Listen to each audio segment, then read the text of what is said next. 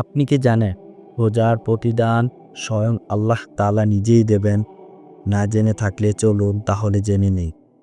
হাদিসে এসেছে আল্লাহ সুবহানাল্লাহ তাআলা বলেন, আদম সন্তানের প্রতিটি কাজ তার নিজের জন্য, তবে রোজা আমার নিজের জন্য, আর এর প্রতিদান আমি নিজেই দেব। সুবহানাল্লাহ। আল্লাহ নিজেই যখন কোনো ইবাদতে প্রতিদান দেওয়ার কথা বলেছেন, তখন তার হাদিয়া কত বিশাল হতে পারে কখনো কি ভেবেছেন?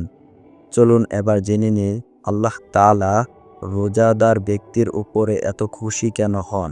রোজা শুধু ক্ষুধা ও পিপাসা সহ্য করার নাম নয়, এটি ধৈর্য, তাকওয়া ও আত্মার সাথে সংগ্রাম করার প্রশিক্ষণ। রোজা আমাদের আত্মাকে পরিষ্কার পরিচ্ছন্নতা করে, পাপ থেকে দূরে রাখে আর আল্লাহর নিকট নিয়ে যায়। যখন একজন রোজাদার ইফতার করেন, তখন তার জন্য দুইটি আনন্দ অপেক্ষা করে। একটি ইফতারের সময়, আরেকটি হলো মহান রবের সাথে সাক্ষাৎ করার দিন।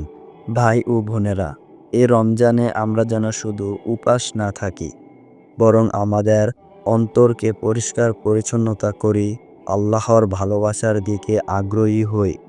মনে রাখবেন, রোজা শুধু একটি ইবাদত নয়, এটি জান্নাতের পথে আমাদেরকে নিয়ে যাওয়ার একটি মাধ্যম। আসুন আমরা এই বরকতময় মাসের প্রতিটি মুহূর্তকে কাজে লাগাই। আল্লাহ যেন আমাদের রোজা কবুল করেন। আমিন।